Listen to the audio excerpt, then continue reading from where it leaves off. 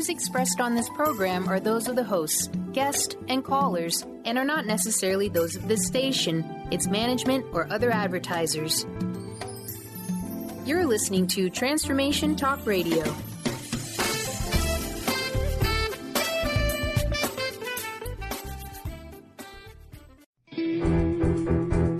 Welcome to Lyme Talk Radio with Dr. Pat Baccili, epic healing for an epic life. This inspiring show highlights leading-edge solutions, groundbreaking research, headline topics, and tools for holistic healing and wellness. This hit show is dedicated to raising awareness, promoting advocacy and prevention, and supporting initiatives for optimal health. Dr. Pat is passionate and focused on life-saving results reaching far beyond Lyme disease, providing a forum for powerful stories, heart-opening experiences, and hope-activated solutions. Dr. Pat will shine a light on the many shades of Lyme disease fueled by a body, mind, spirit remedy. Now here's your host, Dr. Pat.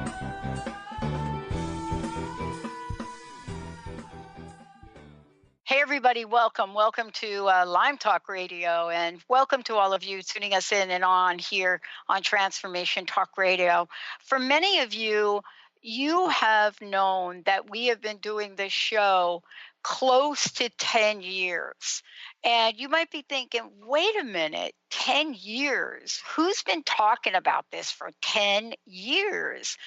Well, if you point to a little town on the West Coast, Bellevue, Washington, and a doctor by the name of Dr. Nushin Darvish, and a group of people in a state that won't even recognize that Lyme disease exists here, what you have is the perfect storm of people coming to the forefront saying, we must be heard. Yeah, it has been 10 years. Some of you say to me it's been 11. It doesn't matter what it is. What matters is that we are here today, and our vision and our mission is to talk about Lyme disease with the people that are now breaking through, the people that have committed, dedicated themselves.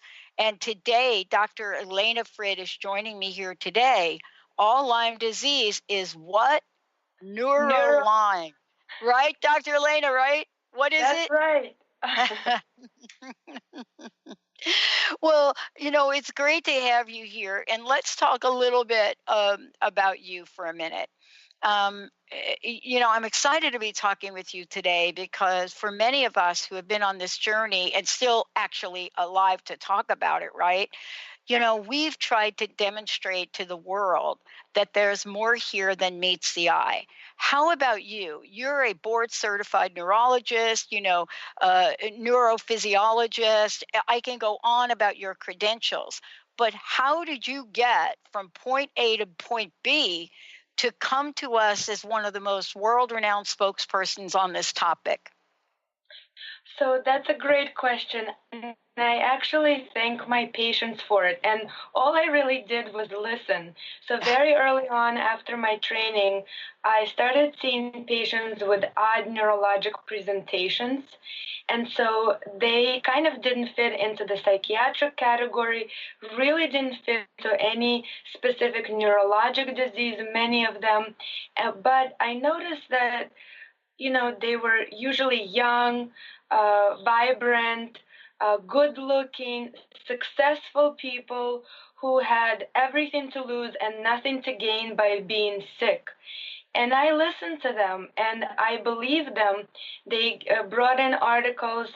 They told me to look into various groups and organizations that kind of talk about Lyme disease and other infectious illnesses that may cause this. And they were the ones who kind of went around the country to many different specialists, to world-renowned specialists in the field of neurology and beyond, who were receiving a psychiatric diagnosis, or better yet, this is not neurologic diagnosis. And so because of them, I kind of allowed myself to learn more about it and spend quite a bit of time with Dr. Charles Ray Jones, who is a pediatric Lyme specialist out of Connecticut, and really has been treating children with Lyme for over 4 decades. And because of his great mentorship and listening to my patients and doing a lot of research, I now sit in front of you as an expert in this field.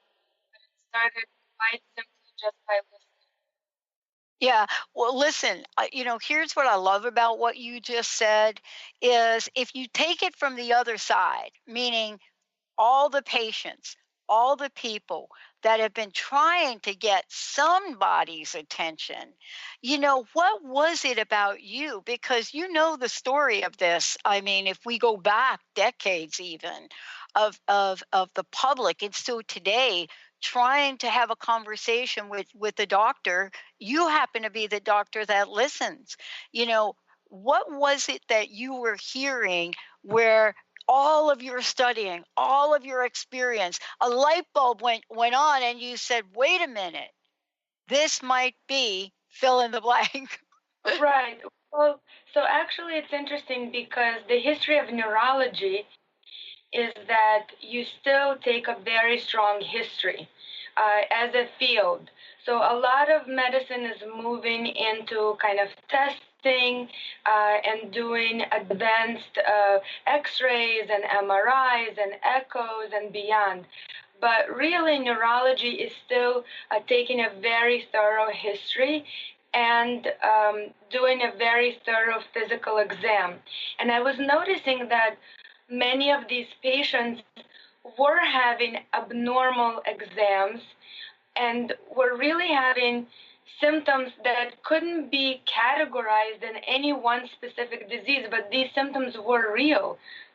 And the abruptness of a lot of these symptoms, even in the sense where patients were completely healthy, had no medical issues. Right. Like I said, a lot of them are very young, and then in a very short period of time, within a lot of times days or a few weeks or a short few months, they deteriorate to the point where they can't work, they don't go out, they don't participate in any kind of social activities. They start being dependent and regressing and kind of being dependent on their family and friends. And that's what was very odd to me. Yeah. So I didn't understand. I didn't think there was a psychiatric component to a lot of it. Right.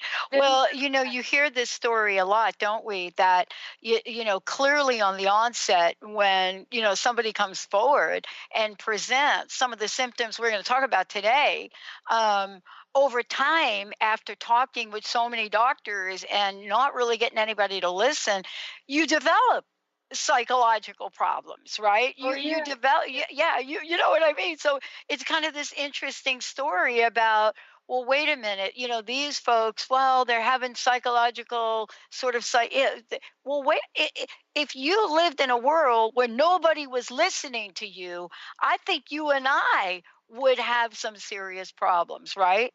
But what about this did you think was really odd? Because, for many people, they can see it now. We have celebrities that have come forth, right? But I'm not kidding. I live in a state that literally thinks the tick doesn't come from the state next to it. This deer doesn't come over into Washington state because we somehow have a magic superhero shield and refuses to change the website to even acknowledge it. I mean, isn't that a macrocosm for a patient that's trying to get somebody's attention? It's absolutely a major problem. Again, there's a lot. I saw a patient today that I appreciated the fact that it was the 15th doctor that she was seeing, but Wow. Finally the 15th doctor told her, I don't think this is MS. I don't think you have a psychiatric problem. You may have an infections-induced problem. You should really look into a tick-borne illness and kind of go with that. And so where it's frustrating that that specific doctor was not able to help her, but at least he was pointing her to the right direction, saying, I don't know, you're not neurologic in a box, you're not psychiatric, but here's something to consider. So if we can at least get the physicians to acknowledge that, at least acknowledge the fact that they don't know everything, and everything that they don't know is not psychiatric, then I think we're chipping away at it. Yeah. But Yeah. I totally understand that there's some states who refuse to recognize the fact that, some of these infections exist. It could be not 100% of the Right. ticks, or, not 90%, but at least acknowledge the fact that a portion of these ticks, 15, 30%, may carry it. And on top of that, people travel. So even Yes. if they didn't get it in your state, maybe they were in the Northeast last summer, and we should really consider the fact that you need to learn about it and treat it, considering the fact that it's over 300,000 new patients per year. It's a huge, epidemic. Yeah. And, So I agree yeah. with you. Well, and even that number is questionable, but that is the number that the CDC reports. Yeah, When you right. speak to doctors and you speak to the cases that aren't coming to the forefront, it really gets much larger. When we come back from break, we're going to talk about what is neuro-Lyme, because that is something that you have been able to bring to the forefront and been able to talk to people about in a way that the world can know about, the patient can know about it, and learn the right questions to ask, right? To even begin to have a conversation. We're going to take a short break. We'll be right back. Dr. Elena Frid joining us here today, New York City Neuro-Lyme disease specialist, and she is way more than that. She's somebody that gets it. Stay tuned. We'll be right back.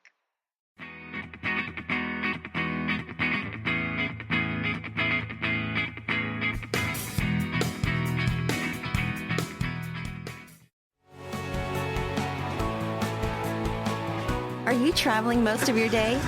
Do you want to take Transformation Talk Radio with you anywhere you go? Well, guess what? There's an app for that. Just go to the App Store on your Apple device or the Google Play Store on your Android and search Transformation Talk Radio. Catch all of our live shows no matter where you are. Thanks for listening.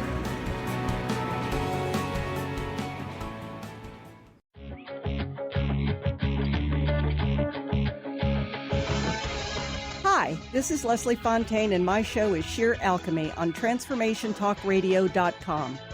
When we're bogged down with our emotions, the hardships that plague us in our relationships, at work, our finances, we literally can't see the higher plane where we could be operating from. Tune in to Leslie Fontaine, Sheer Alchemy on TransformationTalkRadio.com. Do you feel that there's a bigger, better life for you?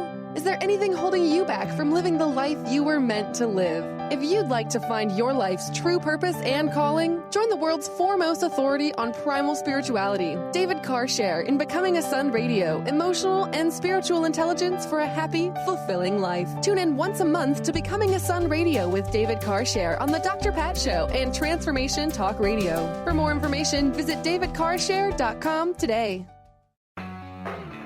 Transformation Talk Radio is dedicated to the education and awareness of Lyme disease.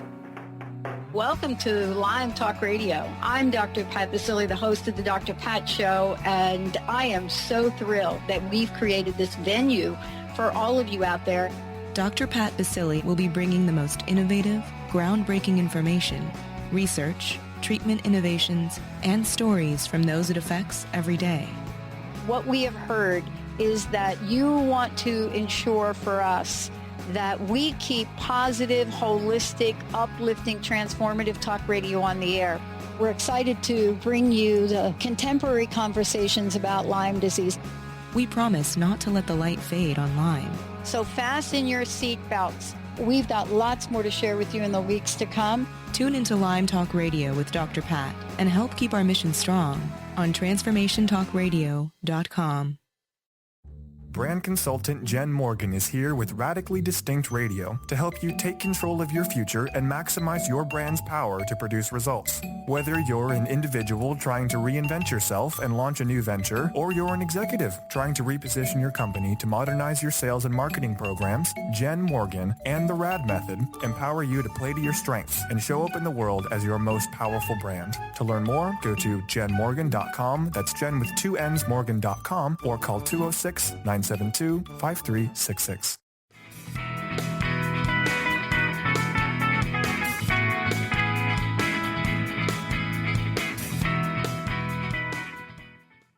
everybody, welcome back. I'm so thrilled to have Dr. Elena Frid joining me here today.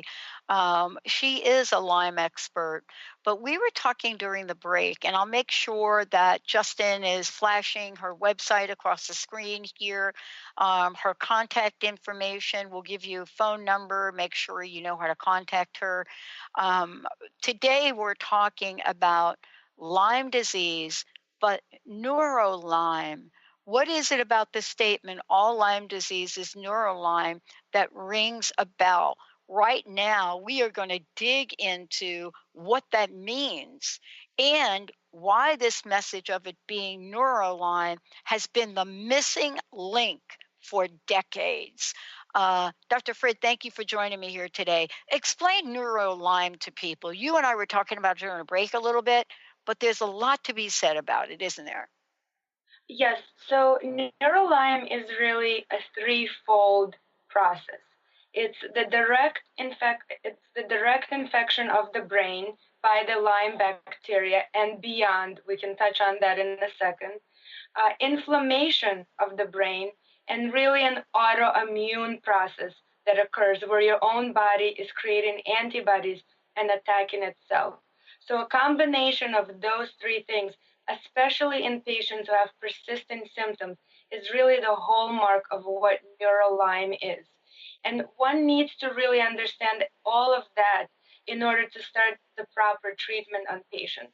And in fact, the reason why I say all Lyme is neuro-Lyme is because even early on in the symptom process, even within days of starting to have your symptoms, people will complain of headaches, severe fatigue. That is all neurologic. And we know based on animal studies that Lyme disease and actually other co-infections can spread into the brain within minutes. That study has been done in monkeys, and we know that that does occur. And obviously, later on in the disease process, people like Alan McDonald have dedicated their careers to studying the brain and its pathology and seeing how Lyme disease affected, showing that people with, Alzheimer's have evidence of Lyme disease. People with a special type of Parkinson's disease, Parkinson's plus syndrome, may have it. Even recently came out that very rare brain tumors like glioblastoma multiforme may have Lyme involvement in these cases as well. Yeah, and let's talk about. I mean, we have doctors out here, Dr. Klinghardt, for example, and he will be the first one to tell you that he does not think that ALS, the disease ALS, he believes every case is neuro-Lyme, and I think that is part of the journey that we're going on here, is to really be able to get the right information. So something you said I want to ask you about. I think there was a study done a number of years ago with the brains of people that have passed on, random study. I think it was, they got the brains from Harvard or somewhere, and they took these random brains of people that had Alzheimer, and what they did is they did the study, and they actually cut open the brains. And they found something very unusual, didn't they, in there? Right. Yeah. So they did found basically nematodes, which is parasites that actually inside of those parasites, there was the Lyme bacteria. So, and this was in 10 out of 10 of these brains of Alzheimer's patients that were autopsied post-mortem, which is very telling. And actually, that's not a new concept to think that infections can lead to degenerative and autoimmune processes. I mean, MS for a very long time, even now, we're looking for what virus or what type of infection can be triggering MS.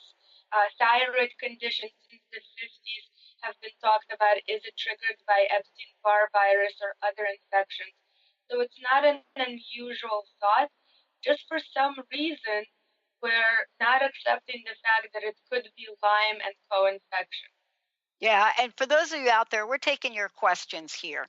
If you're listening online, 1-800-930-2819. I think for our Facebook friends, I'm hoping that Jessica or Justin are helping me out with some of the questions that are being asked there. Please make sure you get your questions here to the forefront, stories, ways for us to get more knowledgeable and more aware. The comment, why is all Lyme neuro-Lyme? You just touched upon that. I think that the question mark that people raise now, and this is something I'm sure you've seen, is wait a minute, I'm starting to not be as clear in my mind. I'm starting, not to remember things like I used to remember. I mean, the last thing anybody wants to do is think about what they may have.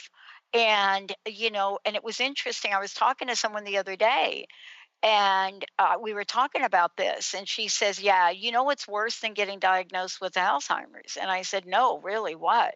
She said, Lyme disease. And she said, people are choosing not to get tested. Really? I have not heard that. That's fascinating to me. They look at that and they're like, well, wait a minute. What choice do I have? If it's not one, it's going to be the other. How are we going to be able to restore hope in people to say, wait a minute, get the Lyme test, take the test? Yes. So that's a very important question. So if one has a neurodegenerative disease, we touched on Alzheimer's or ALS, right? It's a progressive illness. Really, today there's no cure. There are some studies that, people do with stem cells, but that's all in a study form. There's no treatment available for everyone that would be a cure or even to hold the disease process. For Lyme disease, obviously, I do want to give hope to people, especially so every time that a patient comes to my office, they always want to show me their symptoms at their worst. And I want to see them at their best. Why? Because if a person has one good week, a good day, even a good couple of hours, that tells me that there's reversibility to their process. That tells me that if they have an infection and we can identify everything that's going on with that patient, we can treat them appropriately, and we can A, hold the disease process, B, get them better, and C, cure them. So, of course, there are people who've suffered for decades and do have some irreversible damage to their nervous system and their heart and other organ systems. Of course, we see those patients as well. But those patients who have the good times, the good days, the good hour, they should have a lot of hope to know that if we identify everything that's going on, we can treat you appropriately and get you the help that you need, so you no longer have the diagnosis of fibromyalgia, the chronic fatigue, even potentially the MS or the autism diagnosis. As you know, Lyme can mimic a lot of different symptoms, and a lot of them are neurodegenerative and neuropsychiatric. Yeah, and let's talk about this, because what I think is super important to talk about here is something you briefly touched upon, which is we have made enormous strides in Lyme and the co-infections, the whole gamut of them now, even biofilm, penetration. And I mean, there's just so many things we've learned. And when you think about it, Lyme's been around for a while, but I'd say in the past 10 years, even the past 5, here you are talking about it. There's really beyond hope. There really are things that people can do in order to be well. What are you finding with your patients? So what I typically do is I work the patient up for, like you said, all the infections that we're aware of that can be virulent and that can cause problems not only on the central nervous system, but really on the immune system as well as other organs.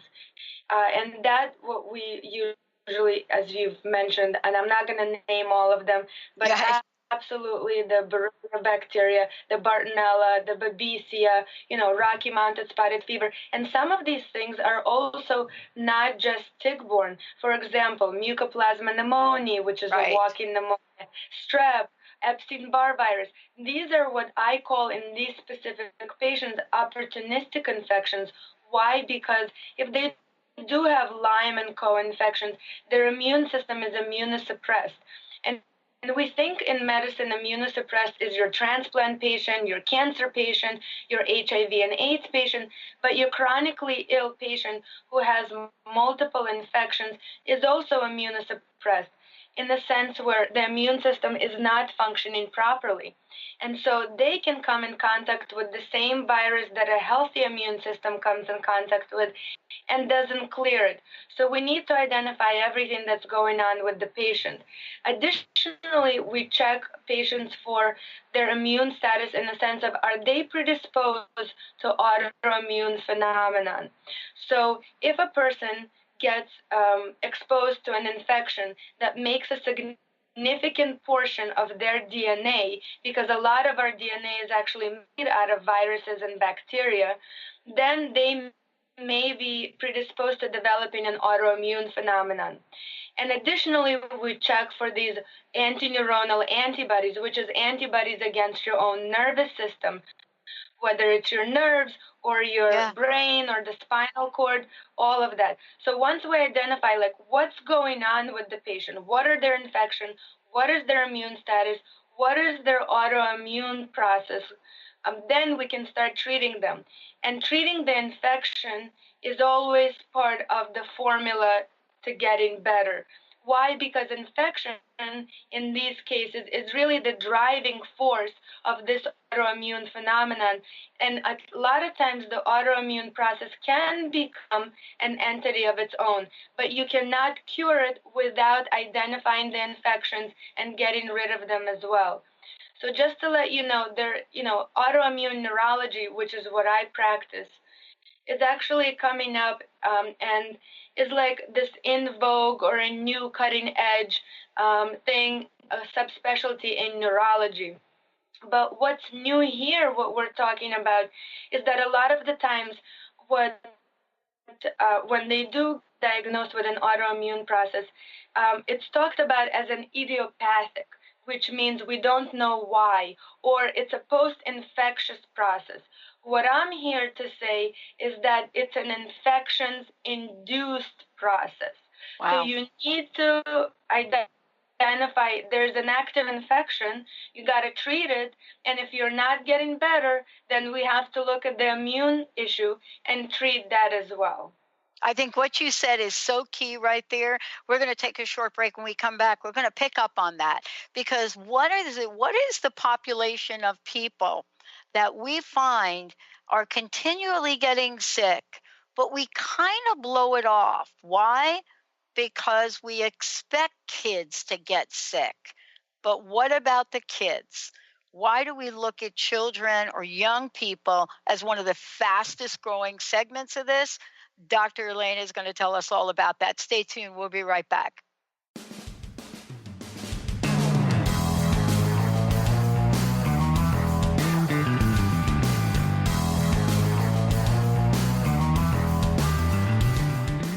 How would you like increased health and vitality? How would you like to avoid the onset of disease as well as slow the aging process? This is all possible through a simple, safe, and natural process. Every day we are either moving toward wellness or away from wellness. Hi, I'm Mary Jane Mack. I'd like to be your partner in achieving optimal health. Contact me now at maryjanemack.com or call 425-392-0659. Visit maryjanemack.com. Transformation Talk Radio is dedicated to the education and awareness of Lyme disease. Welcome to Lyme Talk Radio. I'm Dr. Pat Baccili, the host of the Dr. Pat Show, and I am so thrilled that we've created this venue for all of you out there. Dr. Pat Baccili will be bringing the most innovative, groundbreaking information, research, treatment innovations, and stories from those it affects every day. What we have heard is that you want to ensure for us that we keep positive, holistic, uplifting, transformative talk radio on the air. We're excited to bring you the contemporary conversations about Lyme disease. We promise not to let the light fade on Lyme. So fasten your seatbelts. We've got lots more to share with you in the weeks to come. Tune into Lyme Talk Radio with Dr. Pat and help keep our mission strong on transformationtalkradio.com. Chris Stanis is a spiritual leader and healer and teaches a course on how you can transform your life through a meditation and healing system that will manifest your spirit's dreams. She manifested the Women of Wisdom Conference, the Women of Wisdom book, and this radio show. And she can show you how to change your life too. Are you ready? Visit the website and contact her at voicesofwomentoday.com. That's voicesofwomentoday.com. Hey, did you know why they call the foundation the foundation? It's called the foundation because it completely eliminates your foundation for what you thought your reality was and creates a whole new space where you can have an entirely new reality that is foundationless. So from my point of view, they should call it the unfoundation or the foundationlessness. Either way, there's a big new global rewrite happening again because these guys cannot stop changing. There should be like a Change Anonymous that Gary and Dane go to. And it's happening April 28th to May 1st. You can find out about it at accessconsciousness.com/global foundation. It's happening in Paris. Go to Paris or do it online or find a pod near you. These are all the options you have. And what else is possible?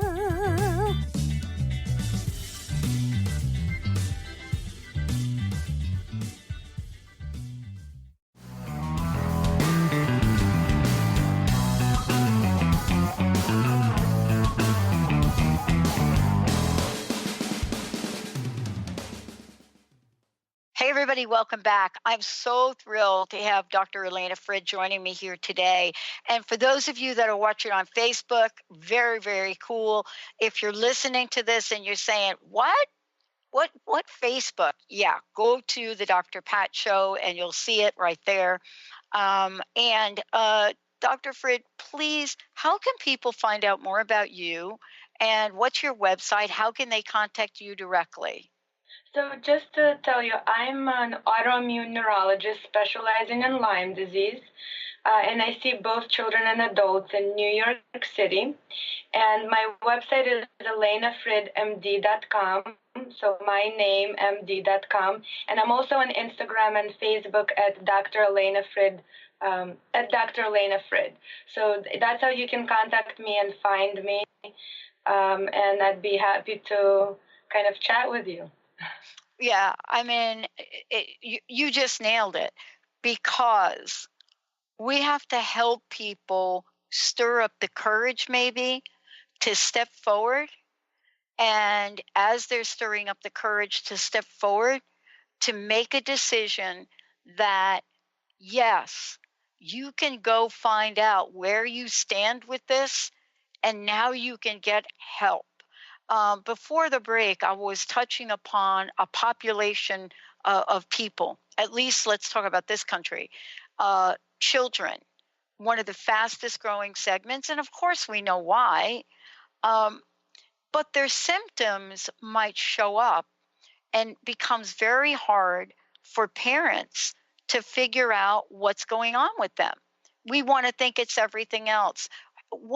Tell us about the kids. Tell us about, do you treat kids? Do you treat adults? Yes, so I do treat children. Actually, I have to say that a lot of kids, and this is one of the presenting complaints, I want to say 50% of the patients that I see who are children, their presenting complaint would be a gastrointestinal problem. So a lot of abdominal pain. And the reason why it's so difficult with children is because 1 minute they're complaining of a joint ache, and the next minute they're bouncing up and down on bed. So, but I do want to reiterate to parents, please take it seriously when your child complains. They're not, a lot of times these kids, they're not faking it. It's because their symptoms are waxing and waning. So you do need to take this seriously. The other issue is the neuropsychiatric problems, the OCD behavior, the learning disabilities, autism-type symptoms, ADD and ADHD explosion in this country. All of these kids need to be tested for an infections-induced process, whether it's tick-borne or, like we talked about, strep or other infections. You need to see if your child had an abrupt onset of a change in behavior, a regressive behavior. All of a sudden they start peeing their bed when they were potty trained, or losing weight, or kind of being more attached to you, don't want to go and play outside. These are all, your child. If you think something's wrong, something's wrong. Go look, go hunt for it, find out what's wrong. Well, and it makes sense, though, when we think about children for a minute. Where do our kids go? They go outside. They go outside and play. And, some populations in the United States is heavier populated with, the tick-borne carrier, right, than others. So it's going to vary. But, the question really becomes, if you are unsure, get the test, or maybe talk to you, or explore why you're not getting better. And there are better tests today, aren't there? There are. And so basically, when do you suspect that you may have an issue? Obviously, if you had a tick bite or an abrupt kind of infectious type illness with headaches, fevers, fatigue, joint aches, absolutely. And notice I deliberately left out a rash. Why? Because a rash is always thought of as a Lyme symptom, but actually it's quite uncommon. It's really found in about 20% of the cases. So don't look for a rash to think of Lyme disease. But the other important point is when you start accumulating a bouquet of diagnoses, you have ADD, you have learning disability, you have rheumatoid arthritis, you have migraines, you have gastrointestinal problems, and for adults it could be other, obviously, diagnoses like we talked about rheumatoid arthritis, MS, lupus. When you start getting more and more of these, start thinking that could there be a systemic problem that's going on that's causing these things? And the way we actually work it up is by doing a blood test. And what's important to know about a blood test is that you need to request your doctor to have a Western blot done, not just ELISA, because usually your typical physician will draw an ELISA test, and if that's positive, they will do a Western blot. However, you may want to request the Western blot test to be done right away and ask them for results and see if any of the bands are positive, because sometimes the criteria can be a little bit strict. And people are saying, oh, it's a negative test. But in reality, it's pretty close to being positive. So, and if you have all of these symptoms, you may need to revisit this issue. The other important point about testing that I want to reiterate, both to patients and physicians, if any are listening, is that Lyme test is really not a static thing. Yeah. And don't you find... Yeah, and also the other part of this is that people and doctors, right, have gotten a lot smarter about how to read the test. I mean, we've gone leap years in being able to figure out what's going on, right? Absolutely. And as you touched on earlier, there's also specialty tests. So, for example, IGeneX and Galaxy and other tests that are a little bit more sensitive than your regular Quest or BioReference would be of interest. And I typically send patients to 3 different labs because the testing can be so inaccurate. Up to 50% of the time, early on in the disease process or later in the disease process, the test can be inaccurate and falsely negative. And so I'll send people to various labs, and I will recheck regularly, maybe in 3 to 4 months if I'm suspecting, but the test was negative.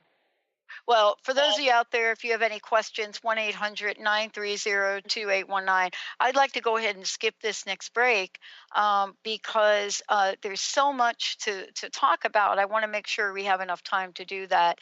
One of the scariest things to do is to have symptoms, and you've touched upon this, and they do show up as neurological symptoms. We may not, we may not put the dots together and say, oh, wait, that's a neurological symptom.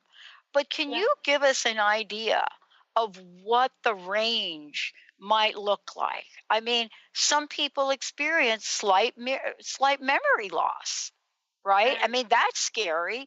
And if you're an older person and you have a little memory loss, they automatically put you in the dementia category, and that may not be true. Right. So absolutely, there are a lot of symptoms, and I don't know if we can touch on all of them. That's why I skipped the break. Yeah. So the memory issue, concentration problems, neuropsychiatric issues, including anxiety, depression, panic attacks, even thought disorders like schizophrenia and disorders like that can be attributed to infections. Hearing problems, including dizziness and buzzing in the ear.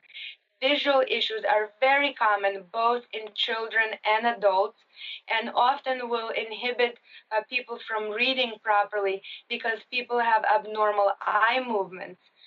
So that needs to be assessed. Issues with taste and kind of oversensitivity. I have a lot of kids who don't like certain foods because of textures of food, and that's actually neurologic. So they'll eliminate food groups because of different textures. Issues with word finding difficulties. Problems with voice. I have patients with issues with their voice, joint aches and pains, muscle pain and weakness, shortness of breath, issues with air hunger. Problems with, I touched on abdominal problems, constant abdominal pain or intolerance to different foods and chemical sensitivities. You were fine one day and all of a sudden you're allergic to air and sun and, perfume. That's something in actually young adults. Very common presentation is intolerance of alcohol all of a sudden. So that would be an issue. Problems with your gait and balance is a major problem for people. I touched on, again, weakness and pain, severe headaches. Actually, that's reminding me of how I got into thinking about Lyme more and more. Is where I was seeing a primarily headache practice with young people, and 90% of my patients were getting better with your standard medication for headaches, 1 or 2 medicines, they could go back to work, no problem. But 10% of patients were not budging. You could throw the kitchen sink at them and they were not getting better. And so these are the type of patients that I would seriously consider, is there an organic, is there an alternative thing that's there that wouldn't show up in an MRI? Ultimately, it is a microscopic disease. You can have some changes or EEG changes or even abnormalities on lumbar puncture in some patients. But in a lot of patients, it's a microscopic problem. And so you won't catch it on these things. And people get hurt by having normal tests. Yeah, that's, I think, the problem. That's why I wanted you to go through the list, because we hear that you don't feel well, you go in, you get the test, you get the brain scan, you get the EKG, you get all the tests, your immune system doesn't even look out of whack, right? But yet you're having problems with your memory. Maybe you're having little blackouts that you can't, right? That's another one. They get classified as, you're having a little blackout, but you go get a test and there's nothing there. This is why we need you to help other doctors and people connect the dots, because there's no harm, is there, even if you question it a little bit early on, to get the test and have somebody reputable do it. The reason I want you to talk about this is because I know people that have gotten the test, and I'll tell you, if you looked at all those symptoms you just listed, they would be checking off most of them. Yeah. But there aren't enough people that know how to administer the test, even, right? It's right, because a lot of, like I mentioned, that's why I went through the make sure you get your Western blot, ask for it by name, because a lot of times it won't be done. Well, I want to ask you this question, and I think that I want to make sure we're connecting to you really well here. The world has changed in that there are solutions. People are getting well. And I think that's the difference in the conversation today and the one I had when I did the first show over 10 years ago. Lives are being saved. People are getting well. Isn't that really the game changer in the conversation today? People that I see in my practice who were put on the autism spectrum and are off the autism spectrum, that's a success story. So definitely it's worthwhile looking into it, because there is treatment for it. Whereas for an autism child, there is no treatment, it's supportive care. For an Alzheimer's patient, there is no treatment, it's supportive care. But for a Lyme patient, there is treatment, and you can get them better, or you can stop the disease process from progressing. Exactly. And that's really the groundbreaking news and the work that you've done on this for sure. Again, what's the best way? And people are commenting about the show. They're calling you an angel, a Lyme angel. You now have a new, that's it. You heard it here first. You're being called a Lyme angel. And I think they're right. I think that was Eileen. I think she's right, because having someone that has your knowledge, that has your voice. See, you become the voice for so many people that have tried to speak about this. And you now are their witness. And there have been millions of people that haven't had a witness, right? So you're helping change that. No, I think, Pat, actually what your conversation that we're having today, for a lot of people, validates what they've been through. And a lot of them, that's the start, because they constantly being called crazy and nothing's wrong with you. And when you just validate a person, that's the beginning of the healing process. Yeah. And one last thing I wish you would touch upon. There is a myth that says if you are someone that has been sick for years, there's no hope for you. But, that's not an answer. What are you finding with people that perhaps have had to have Neuro-Lyme for years? I can't tell you, kind of that everybody gets 100% better, because I would need to see the patient, examine them, get more history, look at their testing to give an answer. But there are certain patients who have been on antibiotics for years and are not better, and are coming in and asking, well, what are you doing different? Because you're also prescribed antibiotics, and I've taken IVIG, and I've done herbs, and I've been all over the place. Wow. What doing different? So what I'm doing different, and what I'm advocating for other physicians to do different, is to identify everything that's going on with the patient and treat it all at the same time. Otherwise, you're not treating anything effectively. So I have a patient who's been on Ivero-7 for 5 years. I ask her on, she says nothing. And meanwhile, she has 5 different co-infections. I tell her, we're not going to get you better with just one medicine. No, you have to identify what's going on and do it all at the same time. I love that you're saying that. I love that you're saying that. Yeah. I love that you're talking about it like that, because that does go up against the grain. Many people lose hope because they aren't getting the whole treatment at once. Their treatment is getting stretched out for years. And I love that you're saying, wait a minute, we can maybe detox the body. We can maybe colloidal silver. We can maybe do these things in a way that builds up the immune system and reduces the infection. Correct. Yeah, thank you for today. I can't thank you enough for all that you're doing. I hope you'll come back and we'll do part 2 of this so that we can talk about what are the ways to get better. What are the ways to get better? Please give everybody your information again. And what's your personal message? What do you want to leave us with today? So my information is elenafridmd.com is my website, and on Instagram and Facebook it's at Dr. Elena Frid, and with my patients at times, and I really often leave them with the question of, why do you want to be healthy? Answer that to yourself and get on the path of trying to get that accomplished. And you do that by figuring out what's wrong with you and treating it all at the same time, and know that there is hope and there is cure for this disease, despite the fact that you may have had it for years. I love it. Thank you so much for joining me today. And I hope you will come back. Thank you for all that you're doing. Thanks so much. Yeah, it does take a village to get us all well. It does. All right. Thank you so much. I want to thank everybody for tuning in. We're going to do part 2 with this. Dr. Elena is going to come back. We're going to talk about what are all the things you can do. What do we mean when you say you can treat it all at once? What an idea.